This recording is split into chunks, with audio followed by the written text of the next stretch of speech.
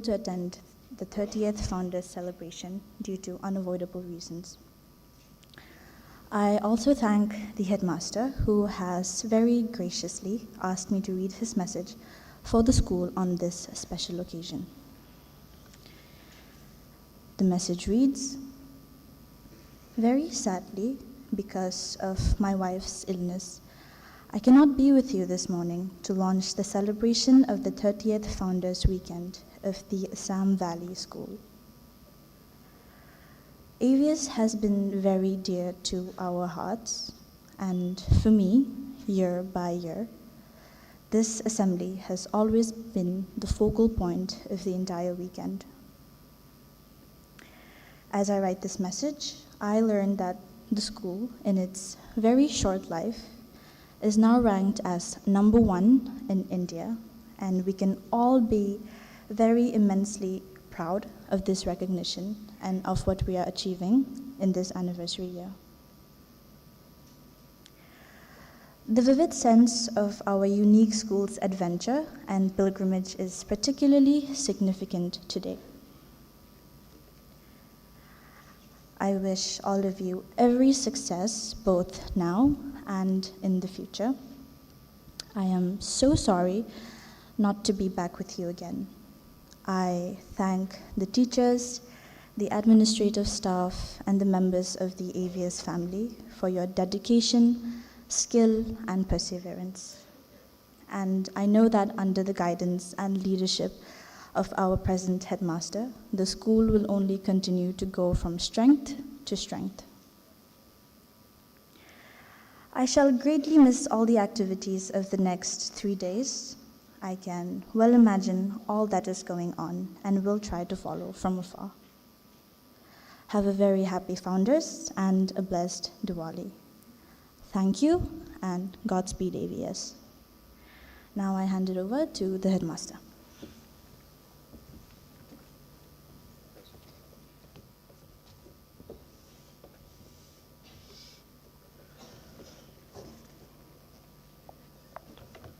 Thank you, Angie. Let's stand for the school song, please.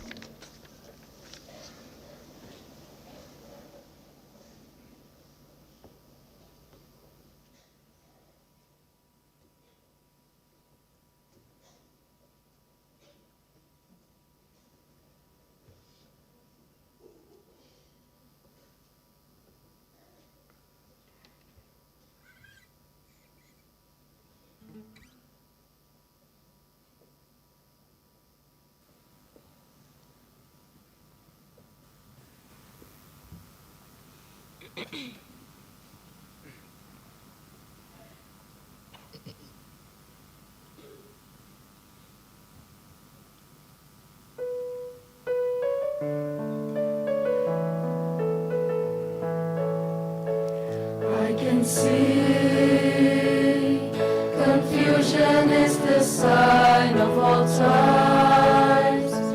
Everywhere, compassion's getting harder to find. Somewhere when we learn that no one's strong enough to make it on their own, I just hope that someone's there who will take the time to care and pass it on. Pass it on to a brother who might need a helping hand. Pass it on to a sister, it may give her strength to stand. Love and kindness makes a flame known by many different names. Pass it on, pass it on, pass it on. People say, I like to, but I just can't get involved. Anyways, I've problems of my own I haven't solved. If everyone would have just one and that one helps another one along, like a fire burning low, every log will make it glow, and pass it on. Pass it on to a brother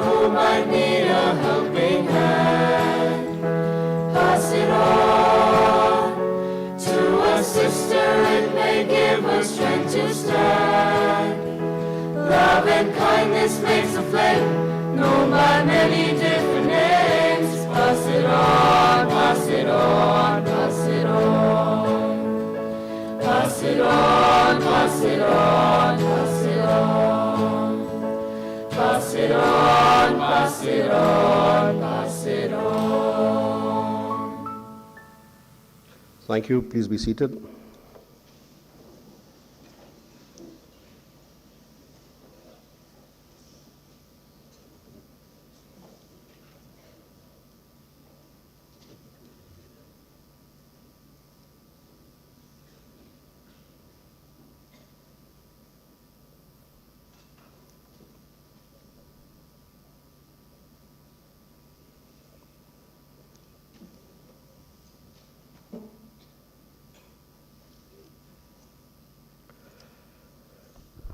Well, I'm sure all of you are aware that the school has been positioned at #1 co-ed school in India. And for that, I would really like to thank the faculty, you students, who have done wonderfully well over the years to take us to this position. So thank you all.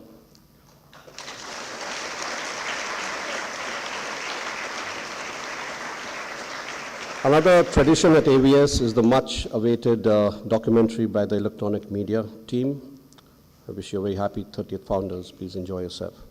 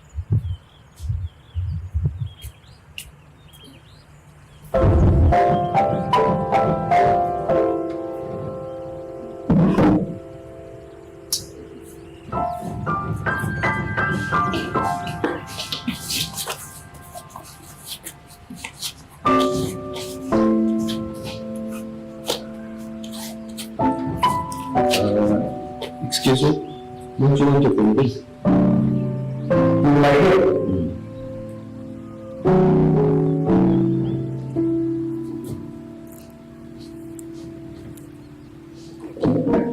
Take it.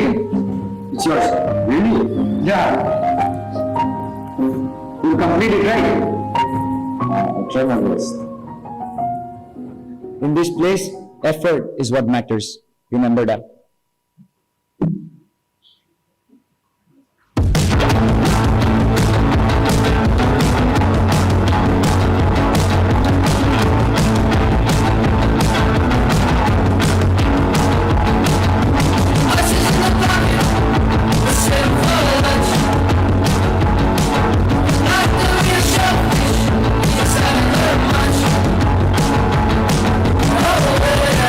That's not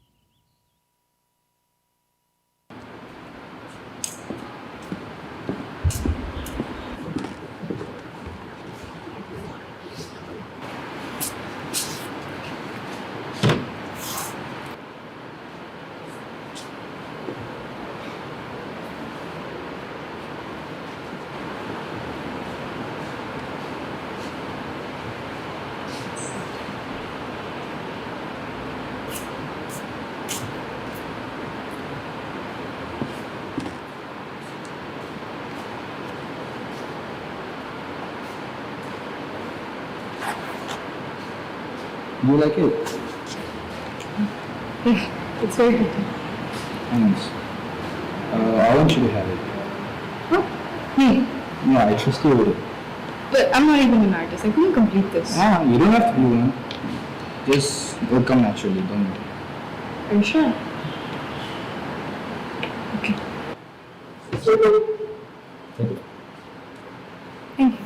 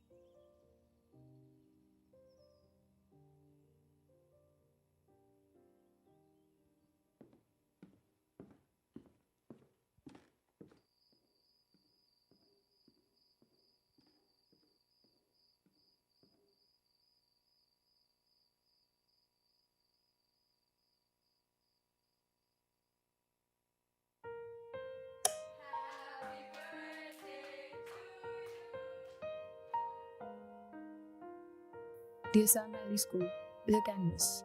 It has always been. When you leave, your finished layer of paint becomes the sacred foundation for the ones who follow. They will build their own legacy upon your resilience, their dreams resting on the courage you left behind. And you'll have to find your color to add to it. It could be the color of a quiet moment in the library, the black and white of a chessboard, or the sheen of a polished badge. It just has to be yours. That's all you have to do. Make it yours and pass it on.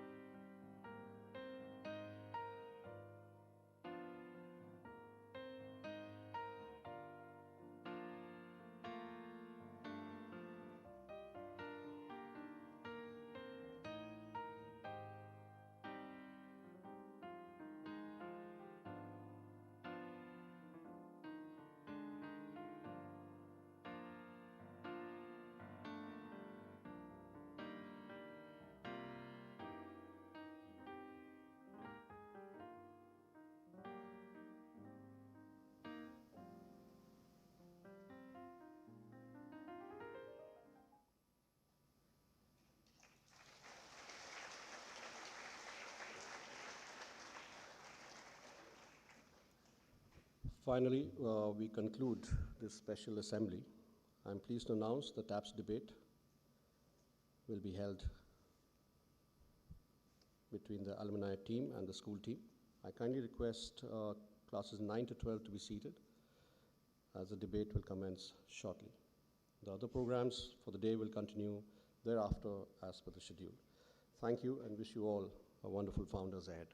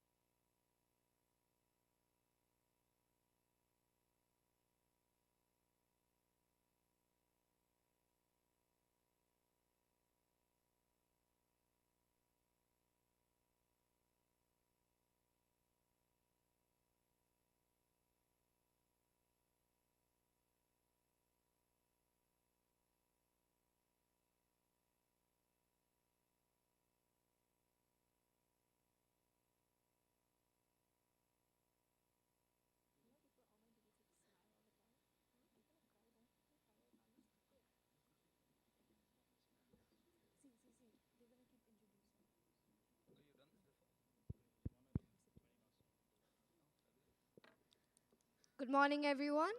We welcome you to the 30th Founders of Team Alumni versus Present Students Debate 2025. Before we start, I request everyone to put their phones on silent mode and maintain decorum. The TAPS debate is the brainchild of Mr. Leslie Peter Watts, who conceived this idea back during the pandemic. The primary objective was to bridge the gap between the alumni and the present students by providing them a chance to take a glimpse into their beloved institution and witness how it has evolved over the years. This is a fantastic opportunity for the present students to connect with the alumni and gain considerable insights into how life can take you to different places once you leave the hollowed walls of this esteemed institution. I am Urvi Rathi, your chairperson for today's debate with the timekeeper Prab Simrat. The tabulator for the debate is Mr. Rahul Parikh. Before we move into the debates, let me introduce you to the three esteemed judges for this morning. First judge, Mrs. Daita Datta. Ms. Datta is the current head of the History Department at the Assam Valley School. Second judge, Mr. Leslie Peter Watts. Mr. Watts has had a very consistent and enduring relationship with the Athenaeum and enjoys fruitful debates and discussions whenever he can. Third judge, Mrs. Smita Nangya Goswami. Mrs. Goswami is currently the coordinator of ISC for the English department at the Assam Valley School. I request the EM prefects to felicitate the judges and our tabulator with a token of appreciation from our side.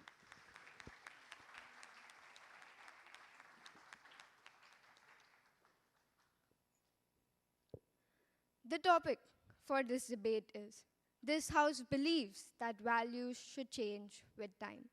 Speaking as the proposition, we have Team Alumni. First speaker, Mr. Surajdeep Singh. Surajdeep Singh is a proud Manasite from the batch of 2014. He is a computer science engineer graduate who is now working as a senior content strategist. He has written more than 500 articles since 2019, and his main areas of expertise are blockchain technology, cybersecurity, and web hosting. He is currently working on a novel called The Professional Rebound.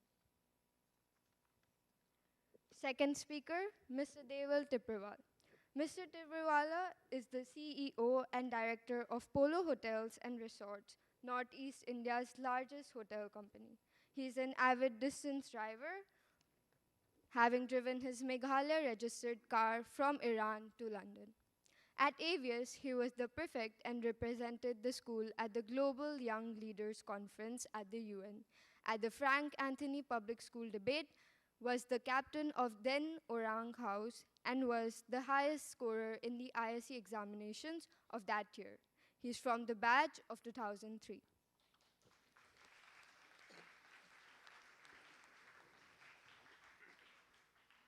Third speaker, Mr. Anirban Saikia. Mr. Anirban is the Administration and Contract Officer at Matheson Hydrogen India Private Limited, an alumnus of the West Bengal National University of Juridical Sciences in 2017.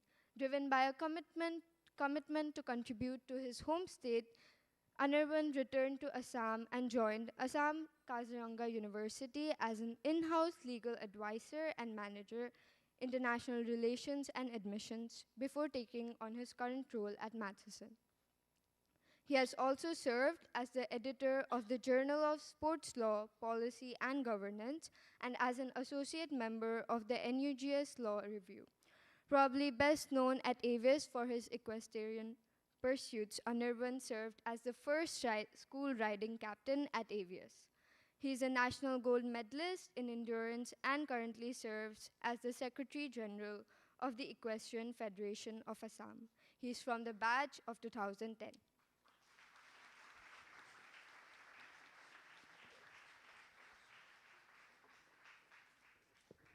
Speaking in the opposition, we have the present students. First speaker, Zahin Rafia Shah. She is the current debating captain as well as the Janari House captain.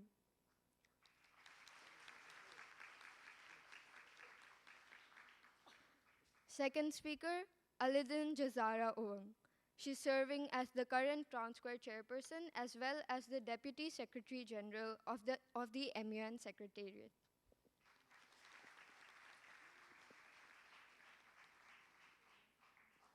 Third speaker, Neil Charandas. He's an avid debater and a munner who was a part of the East India Debate School team along with his teammates. He's also a known musician at AVS.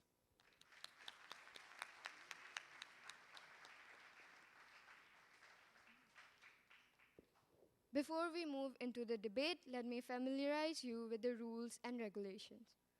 The debate shall be conducted in the modified Cambridge format.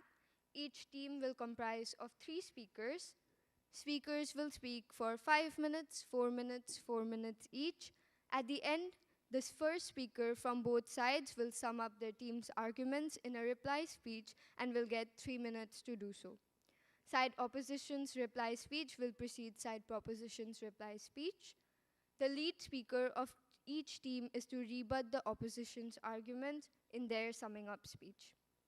The second and third speakers are also expected to incorporate rebuttals into their debate within the given time. Participants may raise maximum of 2 points of information and questions at the end of the first 3 speeches. The warning bell will be rung 30 seconds before the allotted time. There will be a double bell at the end of the allotted time and following a grace period of 10 seconds. Participants will be judged on the following: matter 30 points, manner 10 points, method 10 points.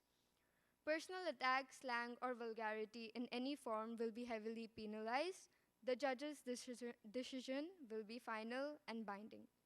Now, let's begin the debate with the first speaker from side proposition.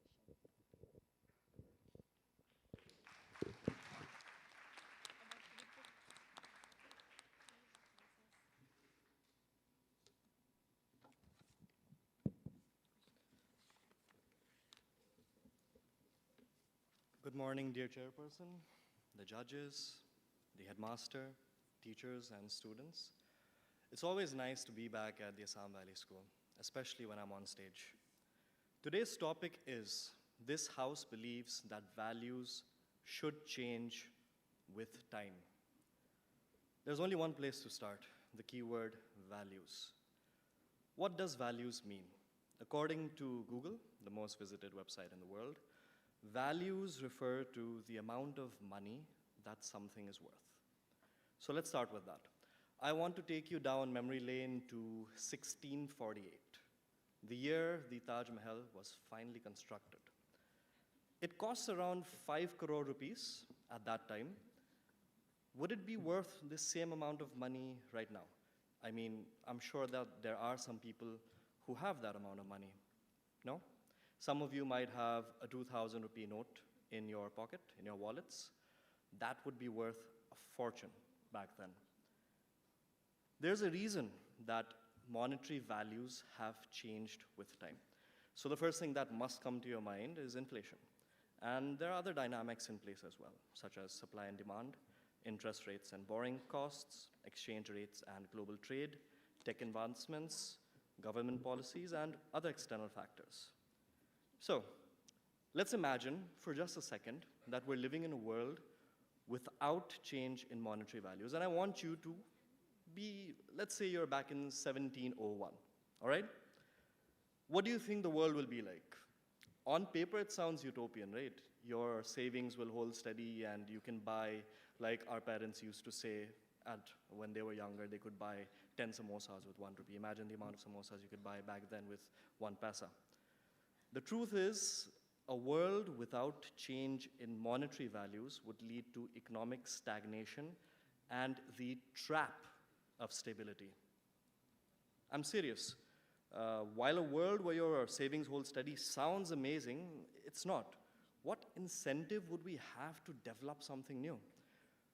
The reality is, if we were having same monetary values as 1701, we'd be coming here in bullock carts, there wouldn't be lights in this room, the chairs would be different, and it would be candlelit. This whole place would be candlelit. That's the reality.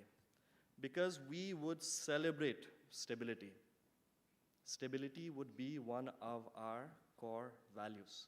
Now, I'm not talking about monetary value out here. I'm talking about values. Stability in the form of preservation of monetary value would be one of our core values. So let's talk about the other side of values at this point. Values. Beliefs about what is right and wrong.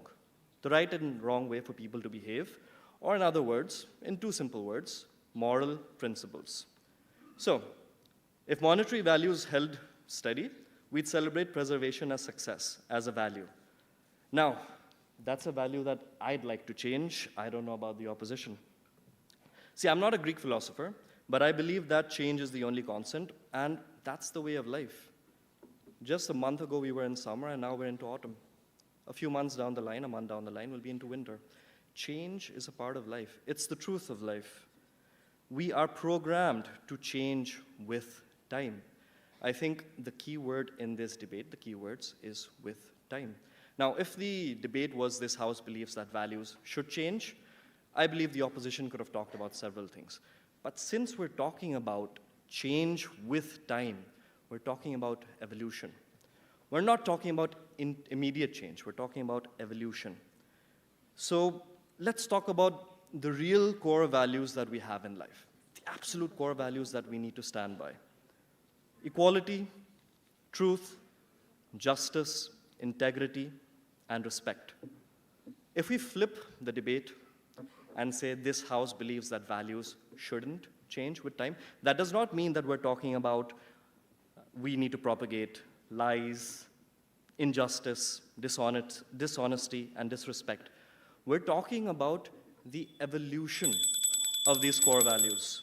So, for example, if we talk about truth, the way we've delivered truth over the years, or reached truth, has changed drastically. So in the 1900s, we used to have pigeons, 1800s, 1700s, pigeons that used to deliver messages from one person to the other. We just came up with the idea of the telephone in the last few centuries. Now, we have smartphones, surveillance cameras. We have easy ways to travel from one place to the other. So the way of finding the truth has changed. Our justice system, that has changed as well. If we had the same justice system as the 1900s, public flogging would still be a thing. Sati, it would still be a thing. So all we're saying is that these core values and every single value that we have should change with time, should evolve with time. Not immediately, but with time. And they do. Thank you.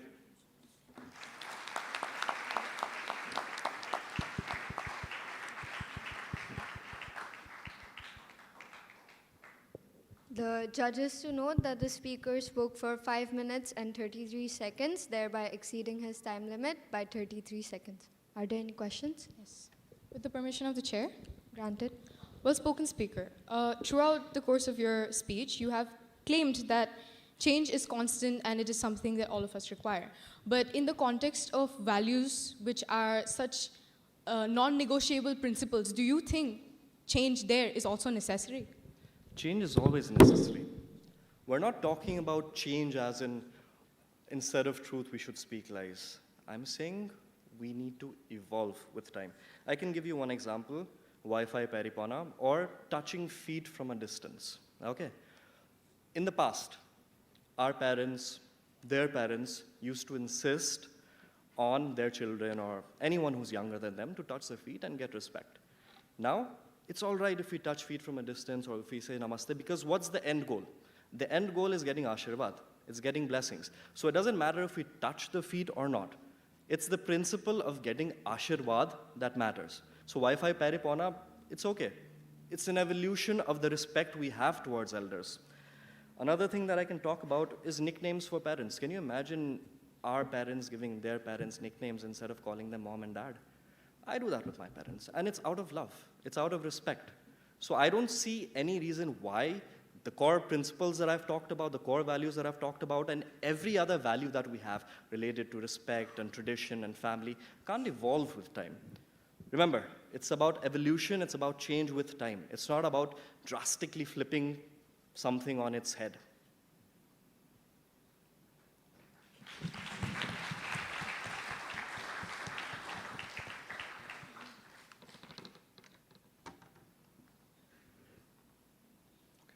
Thank you.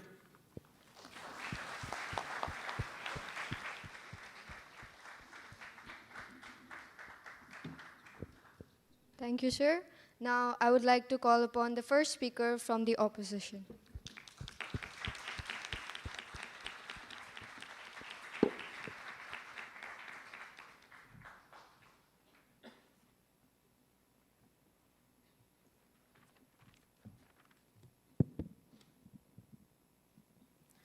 With the permission of the chair, Granted. I'll be starting my speech in 3, 2, 1. Good morning, ladies and gentlemen. I, Zahin Shah, stand as the first speaker for the side opposition for the motion that this House believes that values should change with time. Before delving into the topic, as the side opposition, we kind of reject the deviation that has been made by the side proposition. And we would like to give a clear-cut definition of the key terms and actually take out the key terms and present it to the House. Number one would be values. See, ladies and gentlemen, they have tried to, make a distinction between monetary value and try to kind of deviate from the whole topic altogether to kind of distract the House, but we would like to bring it to the crux of what it is. Values is a belief system that distinguishes right and wrong for an individual, and it governs an individual's everyday life. It is an integral part of who an individual is. Now, the second key term would be change with time. It's quite simple to understand, something that changes with current societal norms and passage of time, right? So now, simply put, the burden of proof that lies on our side is that human values, ladies and gentlemen, are timeless and universal, and hence cannot and should not change with time. The burden of proof, however, that lies on the side proposition is that values, notwithstanding their meaning, should, irrespective of the consequences that might follow, change with time. And throughout the course of this debate, if they fail to prove their burden of proof, we take the case. Before diving into my constructs, I think we all need to understand the importance of values in our society and its space in humanity as a whole, right? Values are guidelines that help humanity and society function as it does today. And it's not just restricted to humans.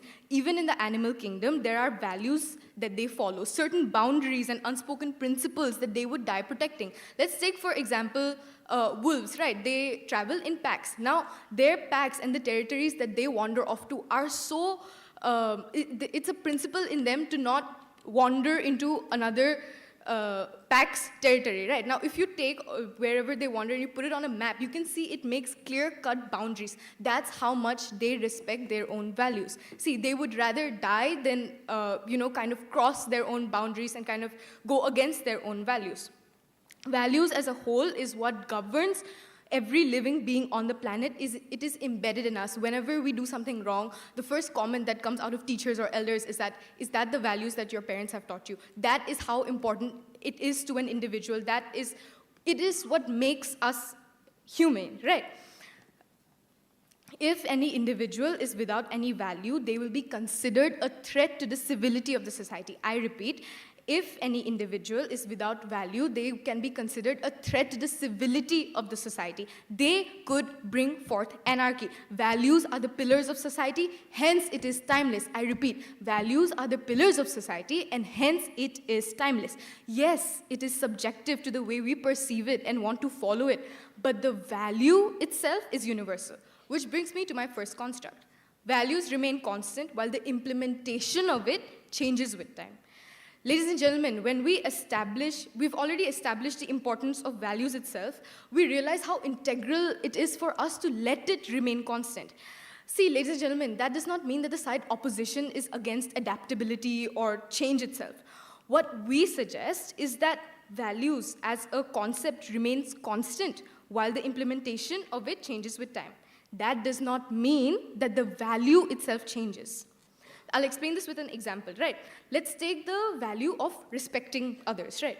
Now, we know that before, in the olden times, respect was just it was reserved for the elders. It was just meant for them, and it wasn't necessary for it to be both ways. It was just reserved for them. It was just meant for them. Anybody who's elder to you, anybody who happened to be born before you, you have to respect them. But in the newer generations, we see that the value of respect itself stayed. But now we believe that that respect is earned. Now we believe that respect should go both ways. Did the value of respect change? No, but the way we implemented and the way we perceived it changed. And that is exactly what the side opposition today advocates for, right? Now, my second speaker will elaborate on what happens when we do let values fluctuate and how it would lead to social instability, while my third speaker will revisit the points made by me and the second speaker and rebut the arguments made by the speakers of the proposition. This brings me to my second construct. Values are moral constants, not social trends.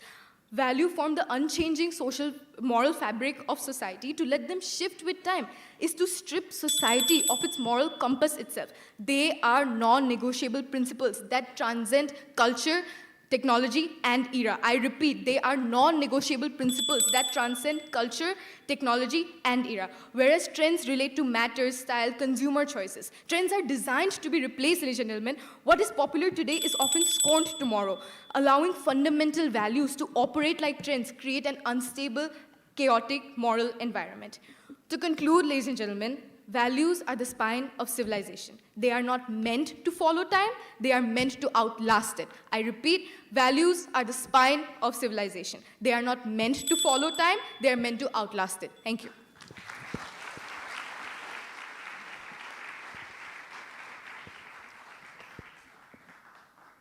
The judges to note that the speaker spoke for 5 minutes and 44 seconds, thereby exceeding her time limit by 44 seconds. Are there any questions? Thank you, ma'am. My question to you is regarding what you said, that somebody would rather die than cross the line of their values as you claim them to be values, which is a pseudo-geographical reference to the wolves. That sounds strangely like a jihadi or a mujahideen would speak. What do you think of that? Thank you for your question.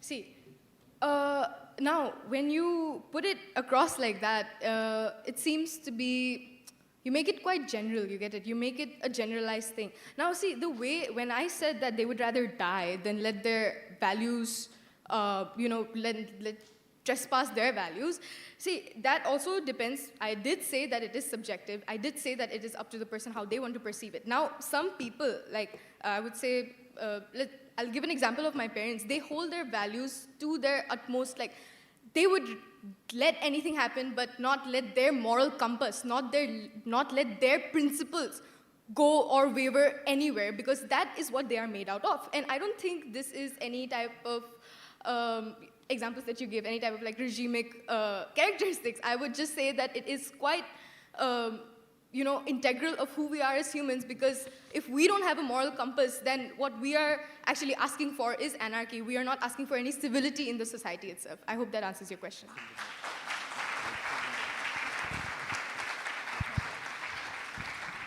May I, Madam Chair? Good morning. See, by your argument, all killings of man are punishable by retribution, without taking into consideration the factual matrix that may be the context in which the killing was done. For instance, self-defense, for instance, state of the mind, or for that matter, even heat of the moment. Could you elaborate on that? Do you think all killings are non-negotiable? Thank you for your question. I think if we go on that forward, we're if we want to talk about the justice system, let's talk about the justice system, right? Now, you're talking about how, killings, all killings are bad and they cannot be put into context, and that we should not, that we are advocating that morals, these values, we will go exactly with the way they are. Now, see, in the society today that we live in, and the justice system that is put forth with these values intact, like, honesty, integrity, and simple things such as right to living and everything, this, yes, you're talking about the justice system has been put into place with these values in mind, right? They have been put into place with these values in mind.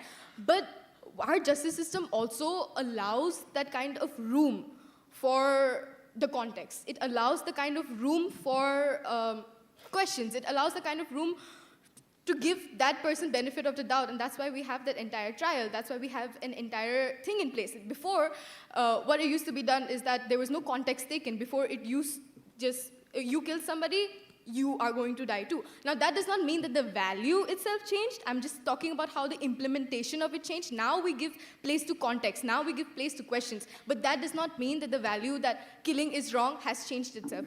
The implementation of it has changed, and the way we perceive it has changed. Thank you.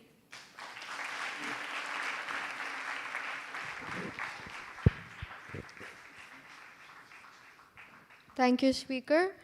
Now I would like to call upon the second speaker from the proposition.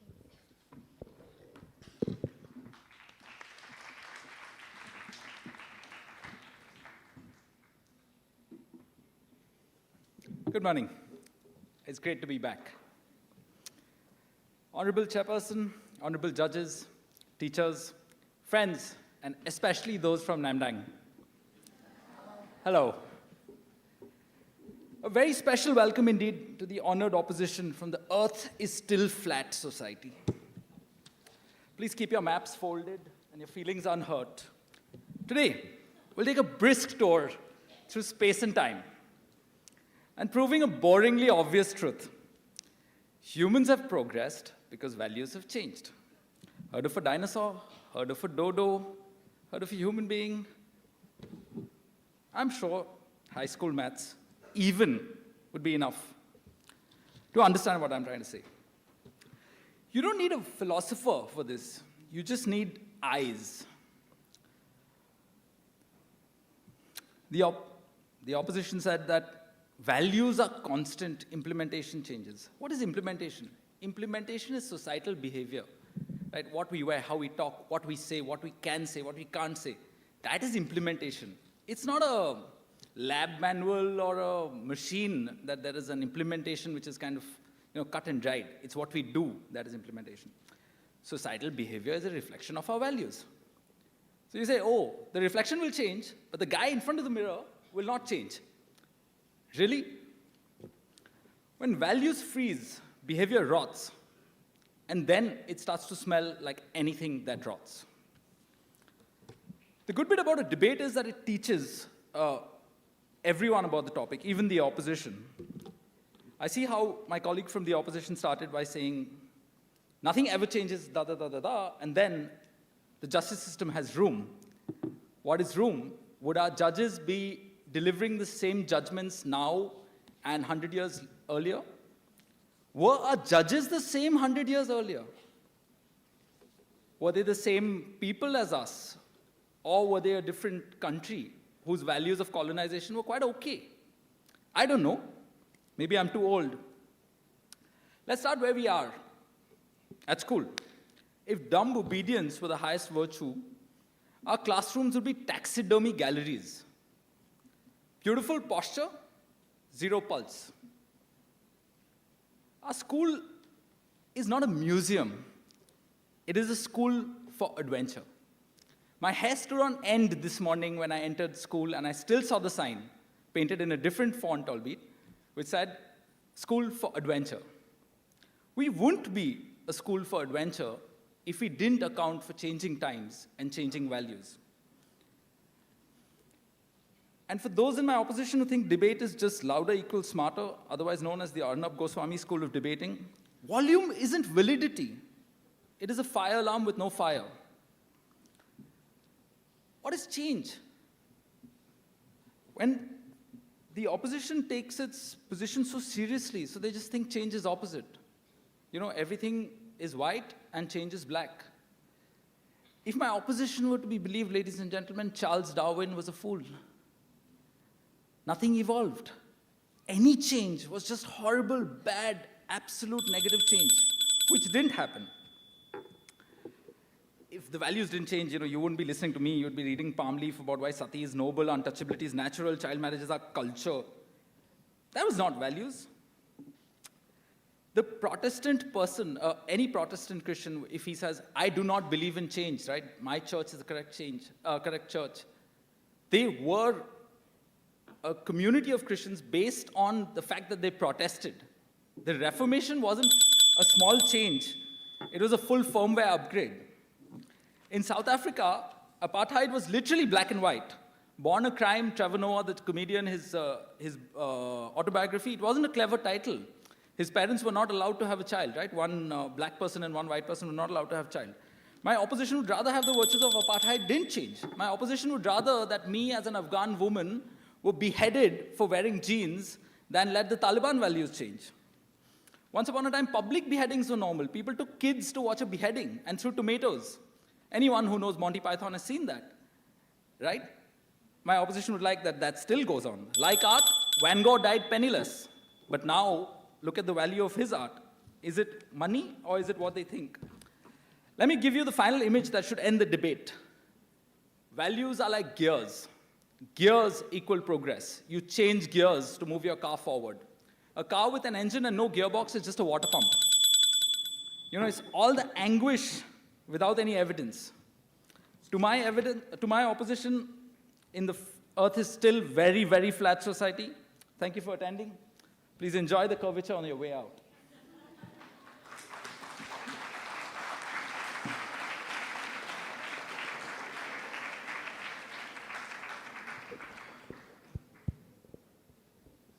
The judges to note that the speaker spoke for 5 minutes and 15 seconds, thereby exceeding his time limit by 1 minute and 15 seconds.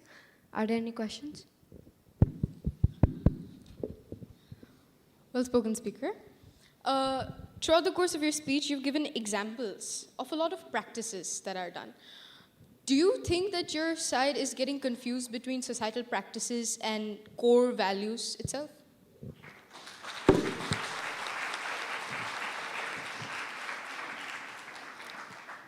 Thank you, ma'am. Though I'd say that I do not need to be reminded whether my side is being confused or not. However, core values, societal practices, again, is potato, or like I said, reflection. It often helps to listen to the speaker before asking a question, because then you really get what they said. So I said that the values are the person, and the societal practices, as you say, are the behavior, right? That's the reflection. And I still stand by that.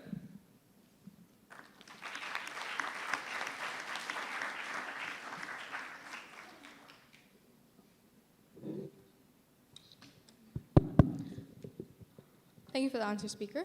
Throughout the course of two speeches, your side has constantly talked about progress, evolution.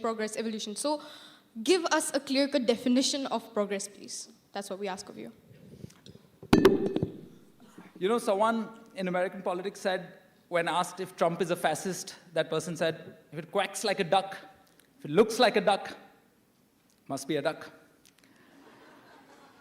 Unlike a special species of waterfowl, and I don't have much knowledge about ducks, but I'm assuming that those who do can say with great certainty what a duck is. Right? What a human is, what a Homo sapien is, whatever, some physical characteristics, some et cetera, how they evolved. With social sciences, and especially as stuff as amorphous and so deep, like values, right? How do I even begin to define it? I'm not so egoistical to think that I can define what a value is. Plus, as is evident, your values may be very different from mine. I cannot define your values for you. I can put mine forward, and then, you may like it, you may not like it.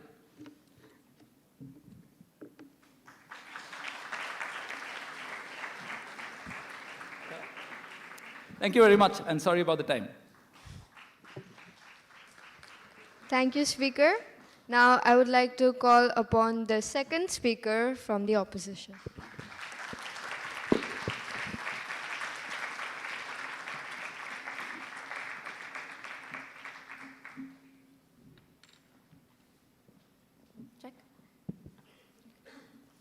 With the permission of the chair.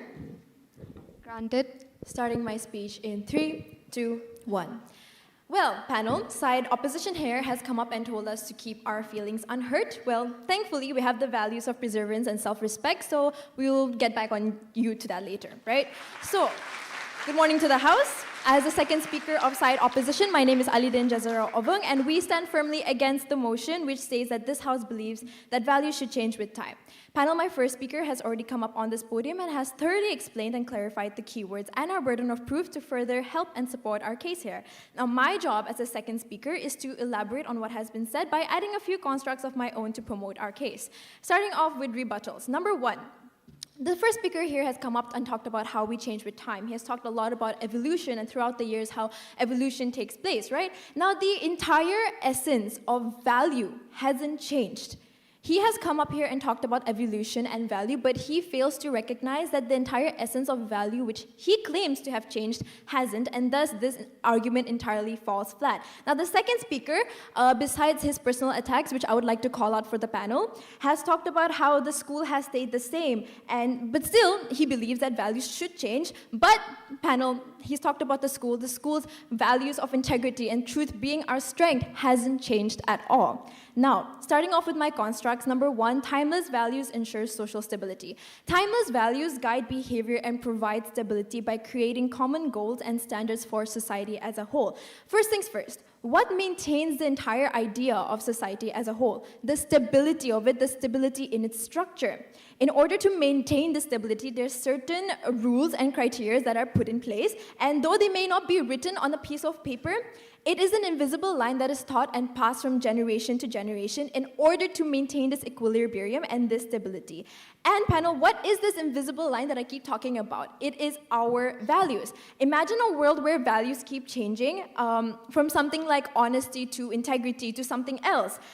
But first of all, imagine the generational gap that will come with these changes. As if the generational gap is not already wide, it will become widened and it will become much more aggravated. One generation's idea of value will become another's idea of being unwoke or of being ignorant. Let's not also forget about how each culture has a different perception of value that they may have, right? This can be throughout this debate, side proposition may say that, okay, but cultures already have different values. But panel, there are certain values that all cultures share in common. This can be something like honesty, compassion, kindness, and the list goes on. Now, if we propagate and pass this motion as side propositions will, panel do understand that their belief and this system will lead us ultimately into anarchy, where values are constantly changing, society itself is thrown into confusion, and the clashes of ideologies will only get worse. They're vouching for a system that only favors the newer generation being ignorant, and social stability will become impossible to achieve if it isn't already. Further on, this brings me to my second construct, which states that changing values lead moral confusion and societal decay.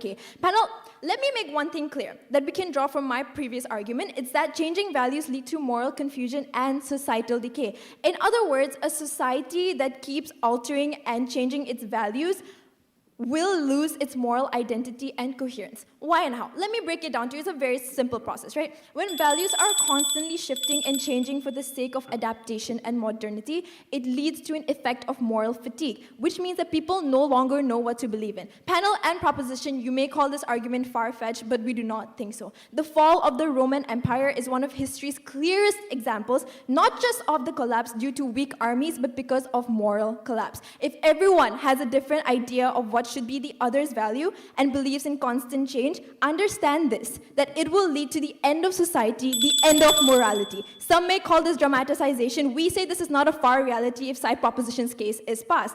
In conclusion, I have given two very solid arguments which have been very well structured as to why our case wins and their case falls clearly flat. Panel, understand this. Values should act as the fixed stars that guide the ship of society, not the waves that buffet it. If the stars move, the ship is lost. So proud to oppose.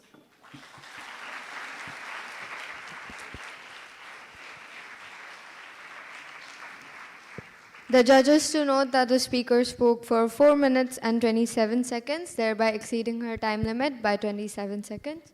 Are there any questions? Thank you. You both have focused on values remaining moral constants and that their implementation is what changes with time. Thank you for supporting our side of the motion, because that's exactly what we're talking about. I'd like to take you back to the 1940s when our grandparents used to get married when they were 14, 15 years old. No, we should talk about that. Now, women get married in their late 20s, some in their 30s as well. Let's talk about the moral constants of that value today. Half of you in this room would have been married today. What do you have to say about that? Thank you very much for your question.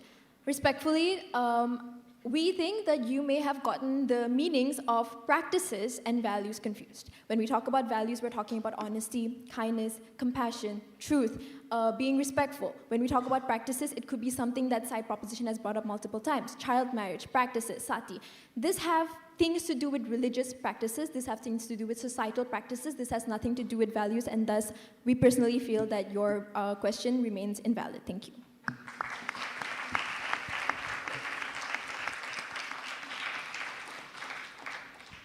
Let's say marriage is a value, all right?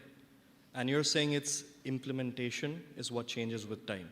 And these principles have changed with time. That's the same thing. You're talking about truth, and you're saying that the opposite of that would be lies, right? That should be our side of the debate.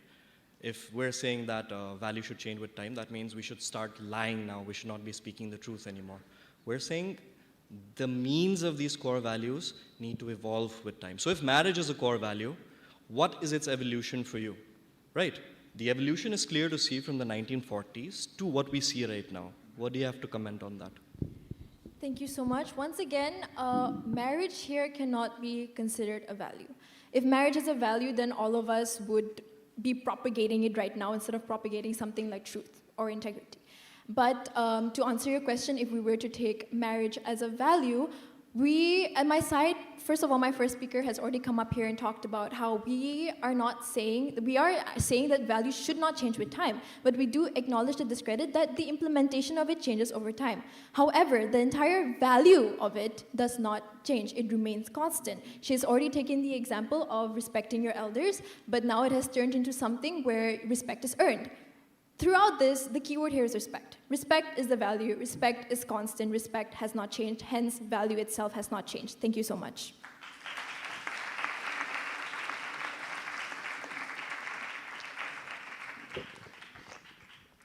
Thank you, Speaker. Now I would like to call upon the third speaker from the proposition.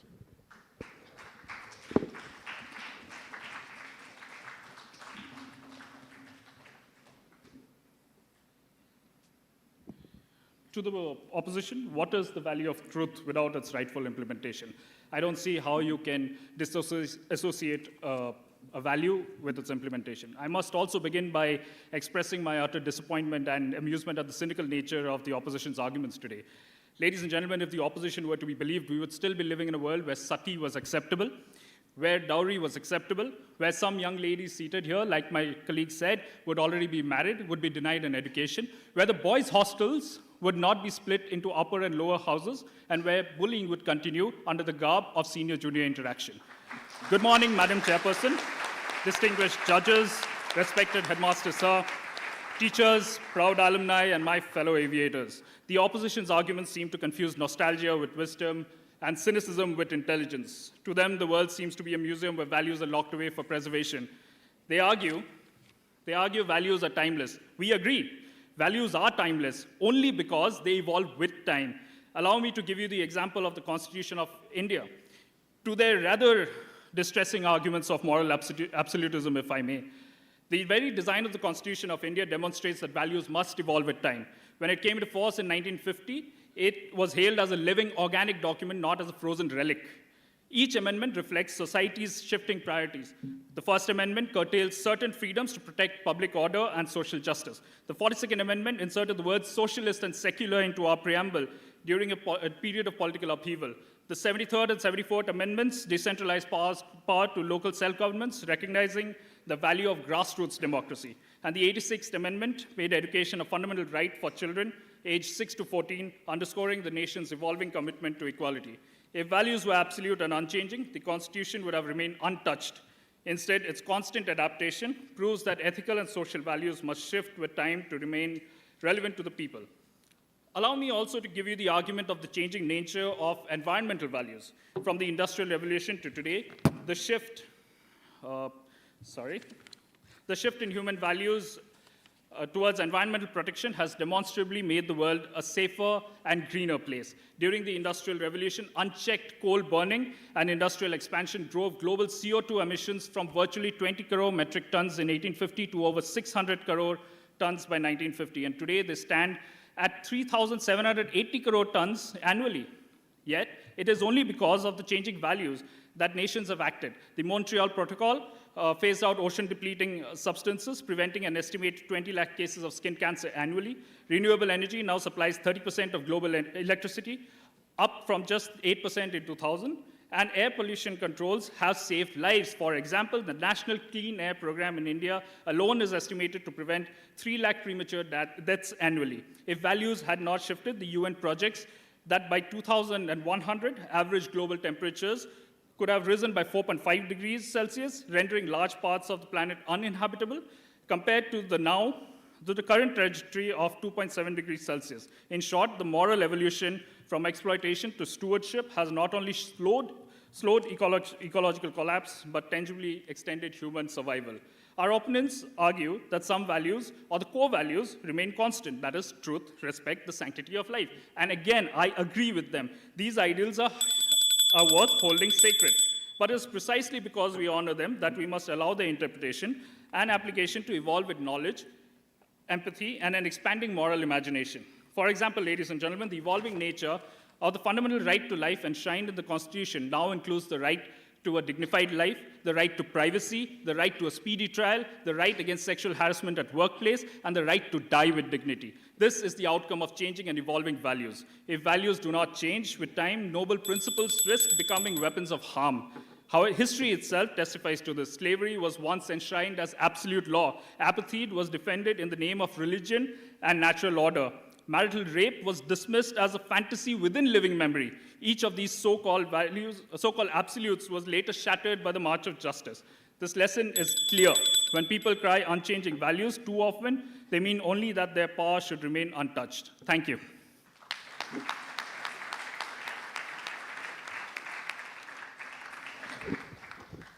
The judges to note that the speaker spoke for 4 minutes and 28 seconds, thereby exceeding his time limit by 28 seconds. Are there any questions? With the permission of the chair. Granted. Well spoken, speaker. Throughout the course of your speech, you've given quite a lot of examples, legal examples, let's say, and you've tried to, of course, put it on a balance and try to scale out why your side is making more sense, right? Now, one question that I would like to ask you is that all these examples of these kind of new laws that have come about, right? Don't you think, I'm sorry for being repetitive again, but we fail to understand that why. Don't you think that these kind of laws that have come about in place, like let's say the kind of laws that you talked about, right to privacy and everything, don't you think that it all comes down to just one value which remains constant, which is, let's say, the right to life or the freedom or the right to freedom of speech? Like, don't you think that that value itself, like, don't you think that that has not changed, but the way we're perceiving it and the way we're putting it across as laws has changed? Thank you. It seems what the opposition is trying to do is, one, disassociate values from their implementation, and two, define change as a 180-degree turn from what is happening right now. No, change means evolution. The very reason that these laws evolved with time was because society's values changed. At a point in time, there was a thought process that celebrities did not have the right to privacy. Today, the right to privacy among celebrities is respected. Right? So, my question to you precisely is this. If you disassociate implementation from a value, where does that leave the value? If you don't allow its understanding to change or develop with time, does it leave the value, for the lack of a better phrase, with any value? Also, I'm a lawyer, so all the legal examples. Thank you.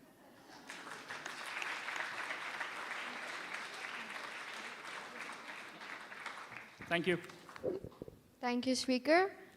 Now I would like to call upon the third speaker from the opposition.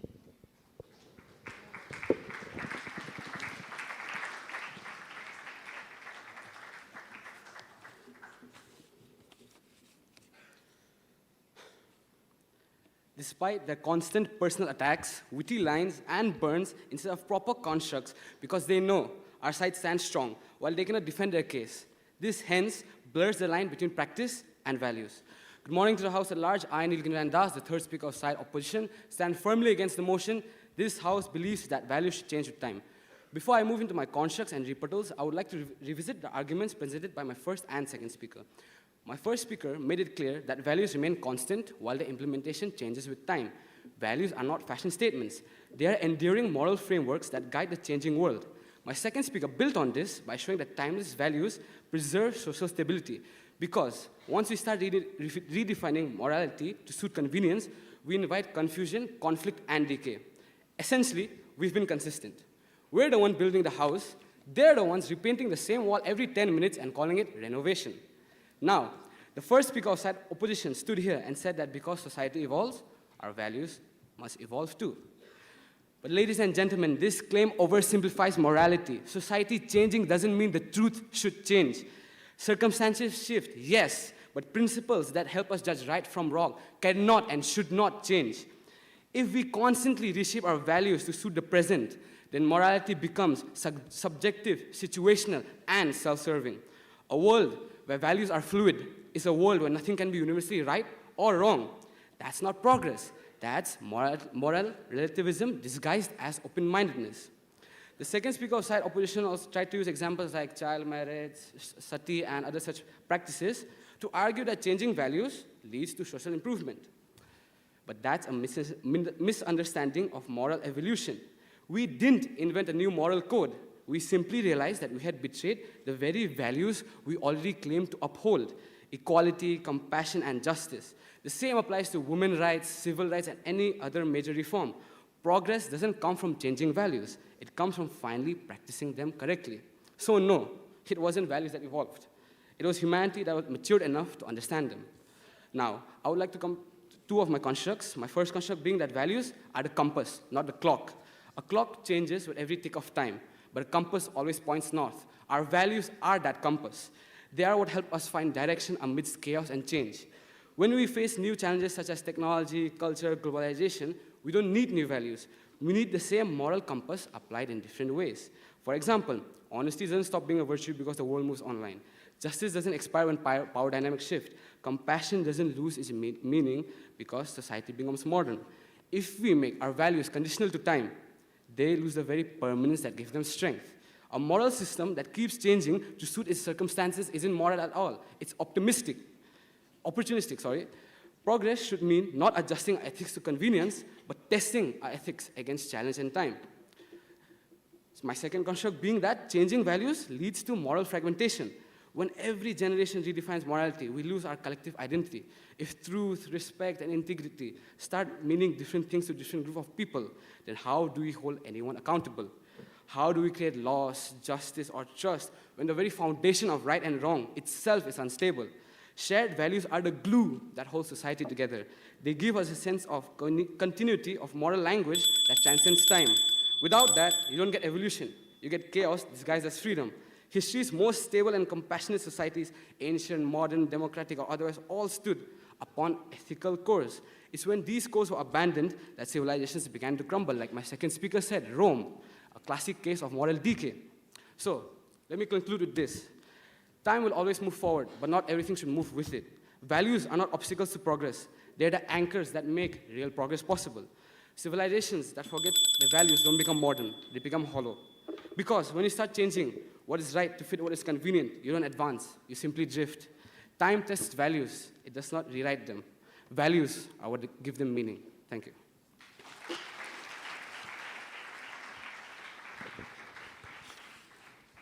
The judges to note that the speaker spoke for 4 minutes and 14 seconds, thereby exceeding his time limit by 14 seconds. Are there any questions? We do, ma'am. Thank you. See as I do, and not as I say. But you say that we should not do what we say. The implementation is just fluff. The theoretical value is the real thing. I don't know whether that's slightly hypocritical, but I'll leave that to you. You keep saying the two words moral compass. Those are things to do with physical sciences, don't you think that it is very difficult to put a real true north to something as amorphous as a value? If we were to use, I don't know, a map from 100 years ago to reach here, wouldn't we be in the Brahmaputra instead of here? Thank you for the question. This is what our side opposition has been trying to put forward. He said that if we use a map from 100 years ago, to come here we'd be lost. But that's exactly what we're saying. We should evolve and we should change the implementation, like how I mentioned in my speech. And he also mentioned about implementation and moral compass, how we can't put a certain norm to right and wrong and justice. That's where they fail. That's what we're trying to put forward. That's what we're trying to say. There should be a universal right and wrong. That's how we can grow as a society and as a civilization. Thank you. Madam, please. Yeah. You see, in the past, homosexuality was considered something not to be of, not part of the society's value, right? But with time, science exposed that it's not a medical condition. It's not a medical condition, right? And with that, the society's values change. So my question to you is, would you consider that without the changing of values being a constant factor in our society, that homosexuality would still be considered a medical disorder? Could you please rephrase your question? My question basically to you is, do you think science and the progress that science has made allows for values to change? Okay, so you talked about homosexuality, right? I did mention in my speech that progress doesn't come from changing values. It comes from finally practicing them correctly. So again, no, it wasn't values that evolved. It was just humanity that matured enough to understand them. Thank you.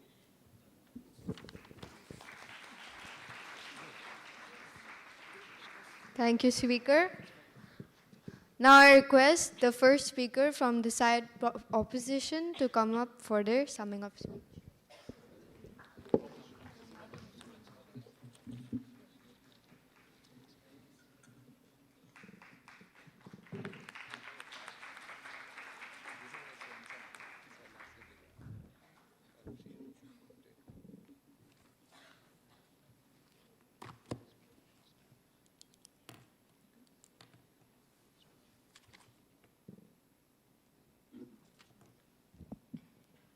With the permission of the chair. Granted. I'll be starting my speech in 3, 2, 1. Good morning to the House once again. I, as the first speaker, stand here to constructively deconstruct all the arguments made by the side proposition while also summarizing what my side has said. Now, let me bring it across to you in a very clear-cut manner, right? So the main clash, or the main thing that I think that we do not understand, or the main thing that we can't come to a common consensus, is the difference between practice and values, ladies and gentlemen. I understand that they've also talked about how practice is, it's a reflection of the people and society and everything, but I would still say that there is in fact, a difference between practice and value. Now, then they also asked, they talked about LGBTQ, right? So, let me put it across to you in this way, right? Now, the fact that people condemned homosexuality itself was a mindset.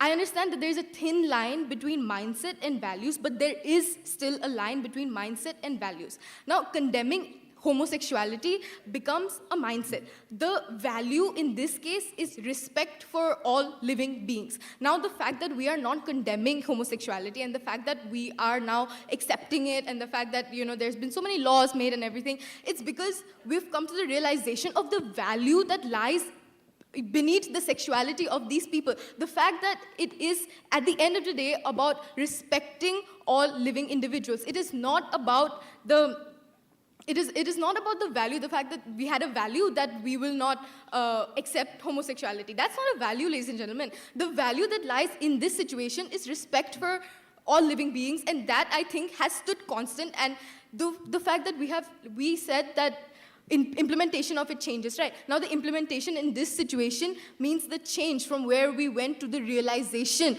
of having respect and having just normal human decency and normal civil rights to these kind of people, because we've realized that the implementation of respecting all living beings cannot just be curtailed to just one sexuality. It has to in fact evolve to everyone else. So what the side proposition today, actually the summing up speech between my speech and the first speaker of the side proposition, ladies and gentlemen, is going to sound very repetitive. It's going to sound very similar because we've realized that we all have just one simple thing to say. And what they don't realize is that they think that we are supporting their stance, but at the end of the day, they are supporting our stance because they have, and I quote, they have actually admitted that values are constant. They have admitted that values are constant. So how does that fall against us? That actually, they're actually advocating for our side because they stated that values are constant and hence, they're timeless and everything. They've actually really supported our stance. And they've refused to give us a definition of a word that they constantly kept using, which is progress. What is your definition of progress? They asked us for our definition of implementation. Give us your definition of progress and explain to us how you are not in fact supporting our stance. How are you not in fact overlapping all our arguments and bringing it out to be your arguments when it is in fact our arguments, and that is why our case stands. Now, I would just like to summarize everything that my side has said. We've talked about how implementation of it changes. Values are constant. Implementation of it changes.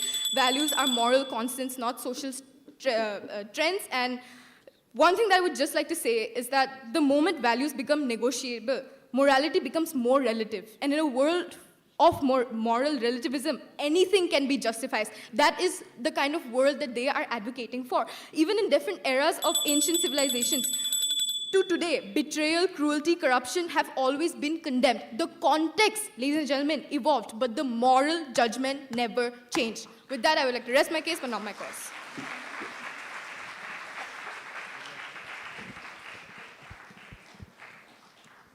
The judges to note that the speaker spoke for 4 minutes and 13 seconds, thereby exceeding her time limit by 1 minute and 13 seconds. I request the first speaker from the side proposition to come up for their summing up speech.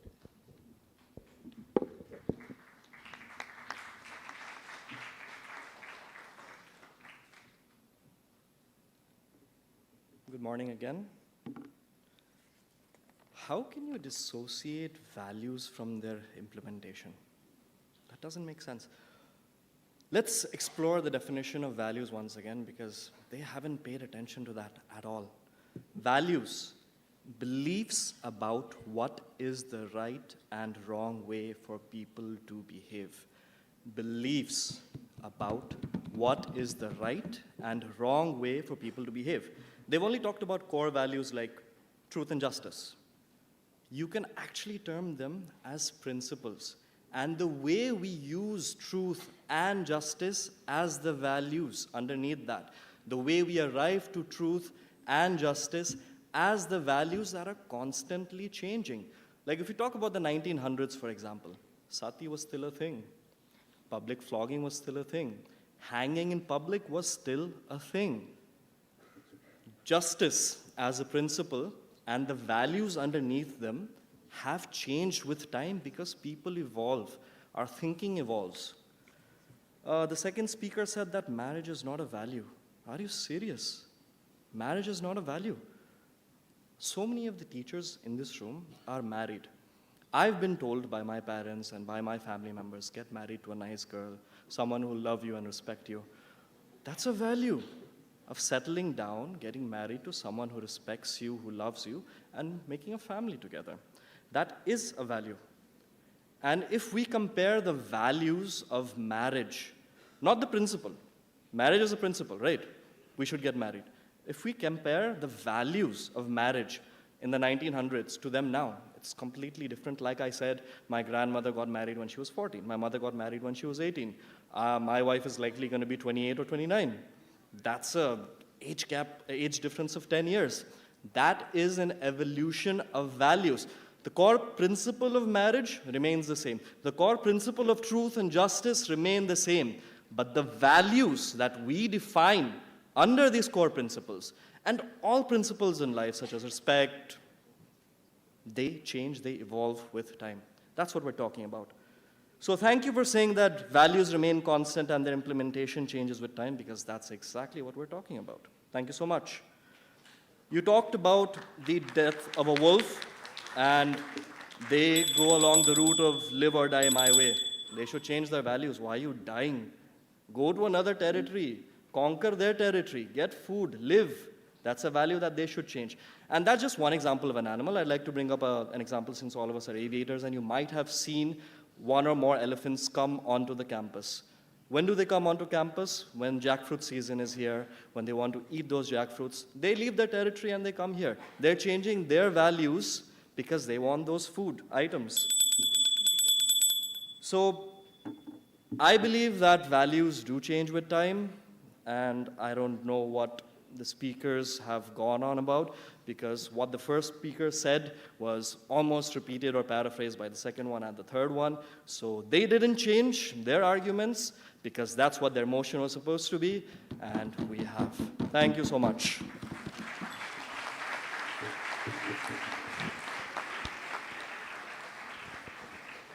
The judges to note that the speaker spoke for 3 minutes and 20 seconds, thereby exceeding his time limit by 20 seconds. With that, we have reached the end of the debate. While the scores are being tabulated, I request Mr. Watts to share his thoughts on the debate.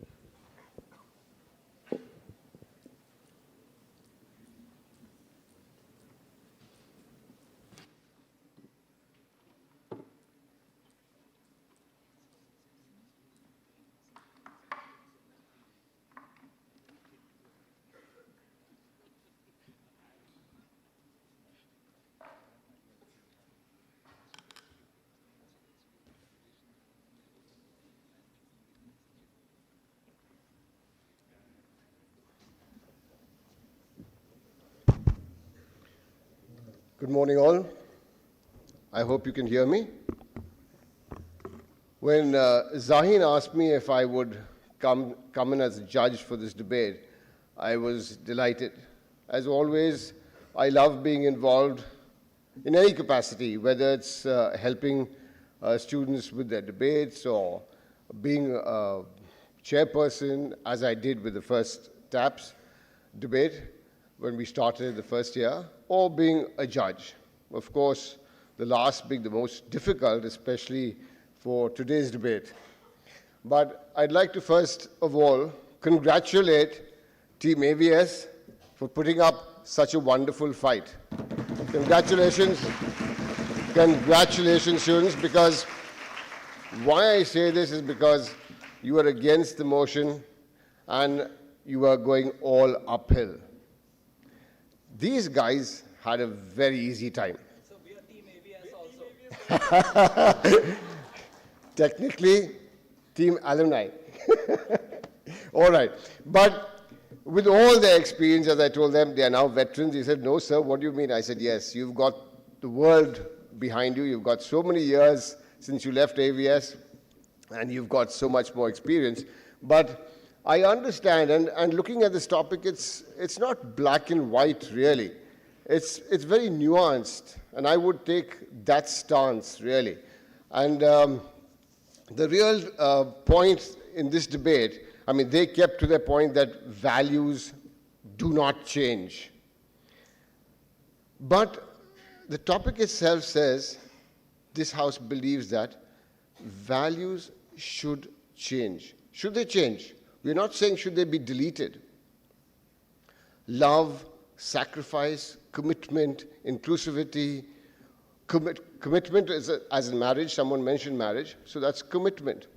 Should they be deleted? But that was not in the purview of the debate. The debate was all about should values change. They have changed, and with all the examples given in the debate, we've seen that values have changed, and changed for the better. Sati was one big example given. Somebody mentioned empires, colonization, all that is gone. and so much from the justice system. So the topic said that values should change. That was what had to be debated on. Should they? Should they not? Very difficult for the opposition to do that. But they did a magnificent job in keeping to that, you know, values should be there, love should be there, commitment should be there, respect should be there. But as someone said, I think the first speaker from this side said, I think Surajdeep said, you know, we still respect our elders and the traditional ways touching their feet. But it may not be done today. But we still respect our elders. So you see,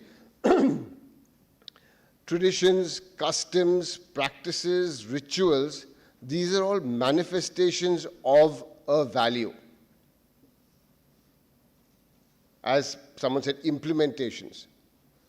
So all our customs and our customs and traditions and rituals, should they change? Yes, they should.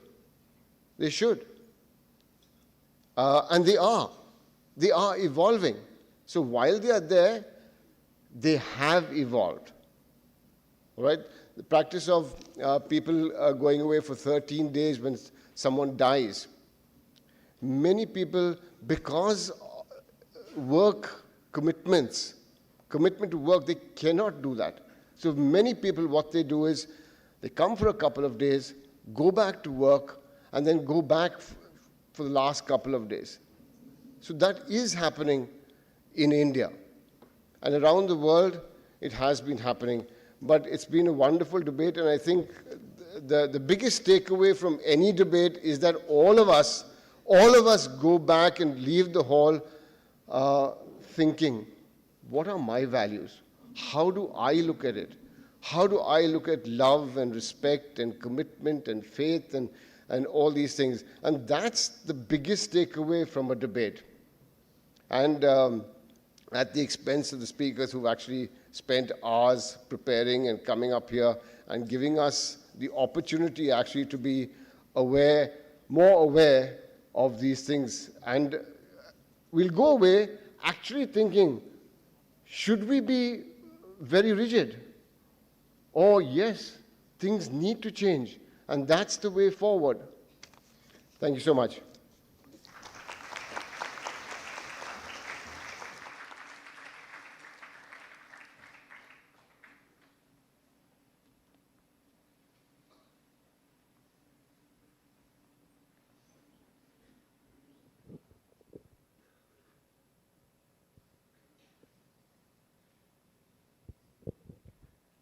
I would like to throw the motion open to the House. Would anyone like to express their views?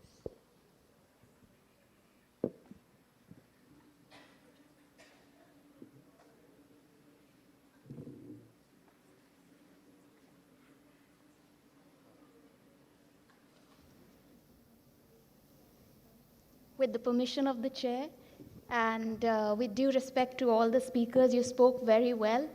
And frankly, I barely understood what the side proposition was saying, and completely siding up with the side opposition. I would say that building on the concepts of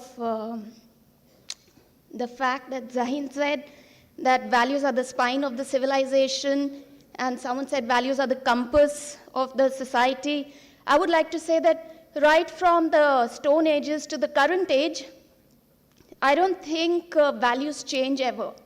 So they stay consistent. And rebutting the other side, AVS is a school for adventure, but it's built on the core values of respect, resilience, integrity, and excellence. So we do build on that, and that's the legacy we take forward. Thank you very much.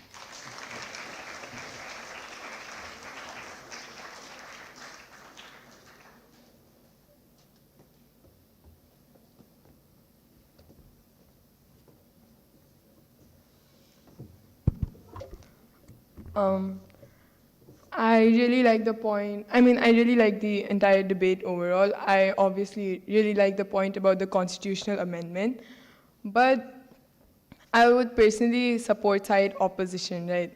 So if you see in any chemistry equation, even in physics equations, right?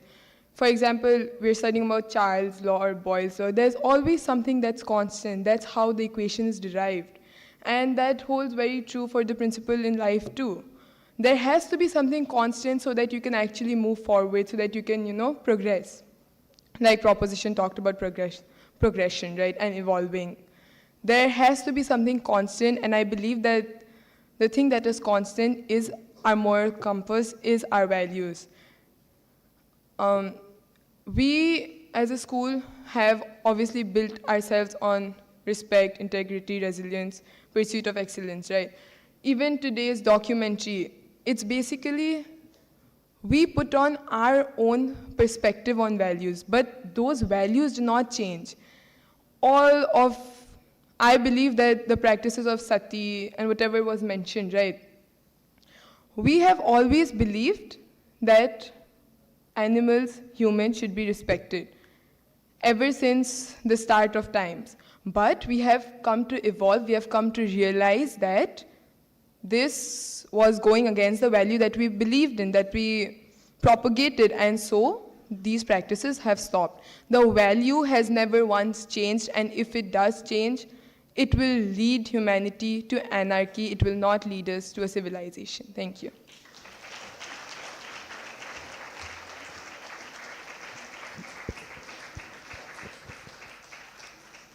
Thank you, Speaker. I would like to request Mr. Shantam Basu to come up and declare the results.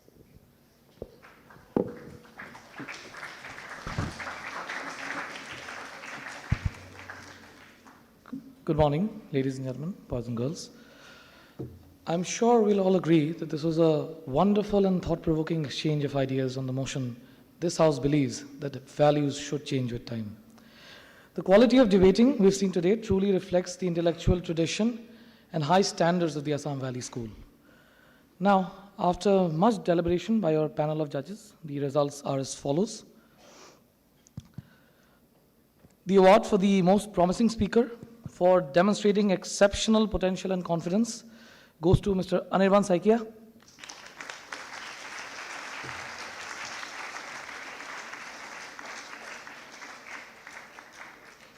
The award for the best speaker for an astounding display of eloquence, structure, and persuasive power goes to Mr. Deval Debrewal.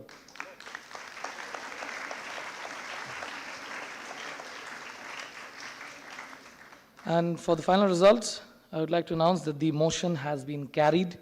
Accordingly, the winning team is side proposition, Team Alumni. Please give it up for them.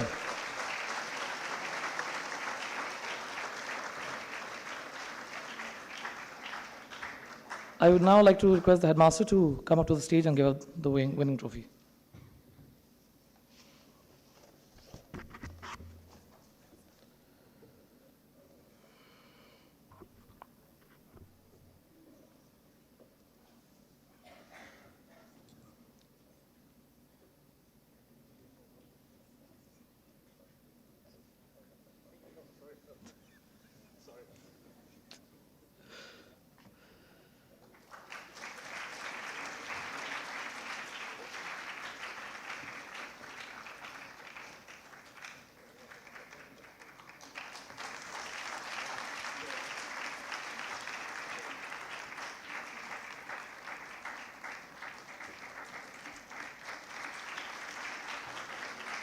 Thank you, sir.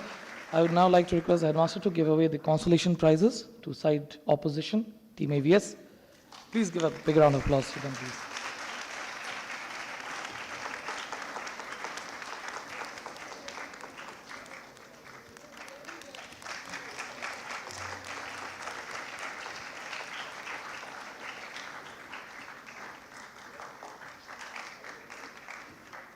Thank you, sir.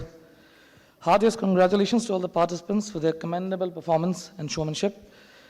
Before we close, I would like to hand it over to the debating captain, Zain Rafia Shah, for the vote of thanks. Over to you, Zain.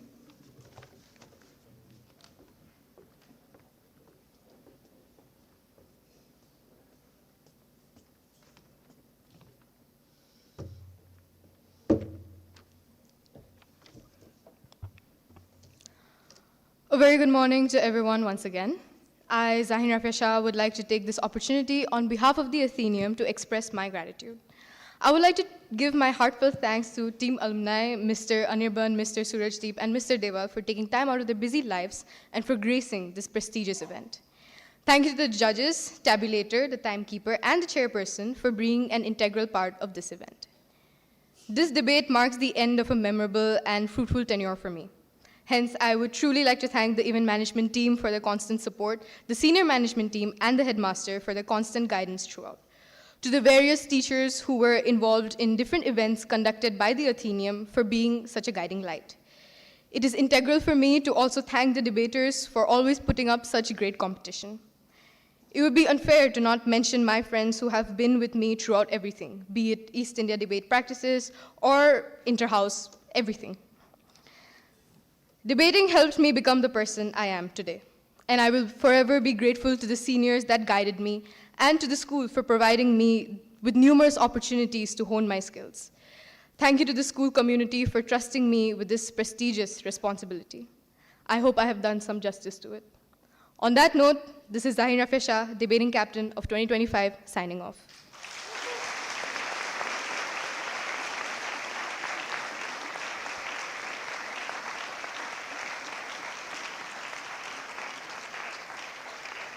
Thank you everyone for being such a wonderful audience, and happy 30th Founders.